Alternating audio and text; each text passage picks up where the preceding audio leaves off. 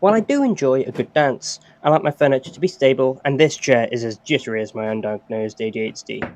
Is an easy thing to disassemble, unlike traditional stick joining, which uses wedges and the shrinking of drying wood. This chair relies on standard Dowel mortise and tenons. This wouldn't be a problem typically, but a dozen small joints suffer from the micro movement of general use far more than fewer larger joints. There was a small chunk that had been taken out of the armrest.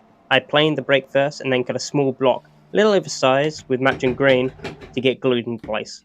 And once the glue dried, I planed the block to the correct size and shape. Then, in my grand foolishness, I decided that if I was going to strip some parts of the chair of paint, I may as well do it to all, which at first looked quite fun. The card scraper made the flat parts easy enough, and was almost satisfying. But when I found out almost every part was a little bit too big for my lathe, I almost cried. It's one thing working with a small detail, the file and sandpaper, is another thing doing that 20 times, missing a small detail, going back missing another detail, and on and on and on my hubris goes. I did eventually get it all cleaned up, however, and in an attempt to hopefully never have to make such a repair again, I decided to make some wedges for all the joints. So even with seasonal movements, the chair would remain solid.